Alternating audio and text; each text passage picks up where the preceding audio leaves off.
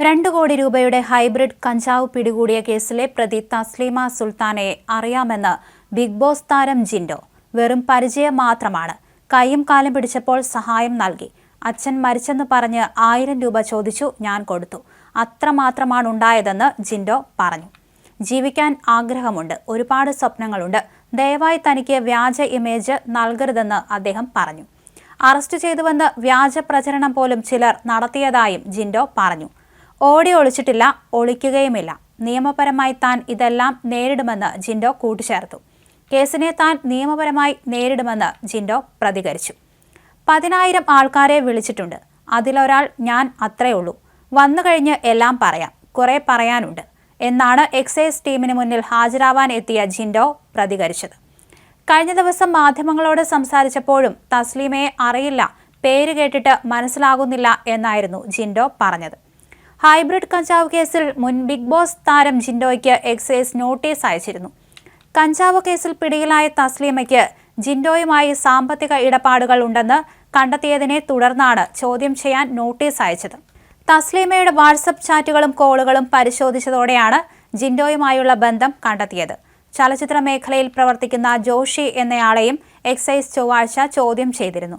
Alappuzha hybrid കഞ്ചാവ് കേസുമായി ബന്ധപ്പെട്ട് നടന്മാരായ ഷൈൻ ടോം ചാക്കോ, ശ്രീനാഥ് ഭാസി, മോഡലായ സൗമ്യ എന്നിവരെ കഴിഞ്ഞ ദിവസം എക്സൈസ് ചോദ്യം ചെയ്ത് വിട്ടയച്ചിരുന്നു. നിലവിൽ ആലപ്പുഴയിലെ ഹൈബ്രിഡ് കഞ്ചാവ് കേസുമായി ബന്ധപ്പെട്ട് ഇവർക്കെതിരെ തെളിവുകൾ ലഭിച്ചിട്ടില്ലെന്നും അതേസമയം ഇവരിൽ നിന്ന് വിവരങ്ങൾ ശേഖരിച്ചതായും ആവശ്യമുണ്ടെങ്കിൽ വീണ്ടും വിളിപ്പിക്കെന്നാണ് എക്സൈസ് ഉദ്യോഗസ്ഥർ പറഞ്ഞത്. തിങ്കളാഴ്ച രാവിലെയാണ് നടന്മാരും മോഡലും ആലപ്പുഴ എക്സൈസ് ഓഫീസിൽ ചോദ്യം ചെയ്യലിന് ഹാജരായത്. മണിക്കൂറുകൾ നീണ്ട ചോദ്യം ചെയ്യലിന് ശേഷം രാത്രിയോടെയാണ് മൂവരെയും വിട്ടയച്ചത്. ആലപ്പുഴ ഹൈബ്രിഡ് കഞ്ചാവ് കേസിലെ മുഖ്യപ്രതികളിൽ ഒരാളും ലഹരിക്കടത്തുകാരിയുമായ തസ്ലീമ സുൽത്താനയുമായി ബന്ധമുണ്ടെന്ന് കണ്ടെത്തിയതിനാലാണ് മൂവരെയും ചോദ്യം ചെയ്യാൻ വിളിപ്പിച്ചത്. എന്നാൽ ആലപ്പുഴയിലെ ഹൈബ്രിഡ് കഞ്ചാവ് കേസിൽ ഇവർക്ക് ബന്ധമില്ലെന്നാണ് എക്സൈസ് സംഘത്തിന്റെ നിലവിലെ കണ്ടെത്തൽ. ആലപ്പുഴയിലെ റിസോർട്ടിൽ നിന്ന് 2 കോടി രൂപയുടെ ഹൈബ്രിഡ് കഞ്ചാവ് പിടിച്ച കേസിലെ പ്രതികളിൽ ഒരാളാണ് തസ്ലീമ സുൽത്താന. ഈ കേസിൽ തസ്ലീമയുടെ ഭർത്താവ് സുൽത്താൻ അക്ബർ അലി, സുഹൃത്തായ ഫിറോസ് എന്നിവരും എക്സൈസിന്റെ പിടിയിലായിരുന്നു. റിസോർട്ടിൽ ലഹരി ഇടപാടിനെത്തിയപ്പോൾ തസ്ലീമയും ഫിറോസുമാണ് ആദ്യം എക്സൈസിന്റെ പിടിയിലായത്.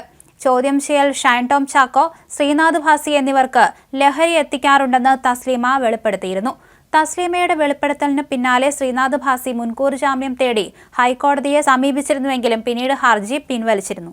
എന്തായാലും തസ്ലീമ സുൽത്താനയെ കൂടുതൽ ചോദ്യം ചെയ്തു വരികയാണ് പോലീസ്. അതേസമയം ഷൈൻ ടോം ചാക്കോയെ ലഹരിമുക്ത കേന്ദ്രത്തിലാക്കിയിരിക്കുകയാണ്.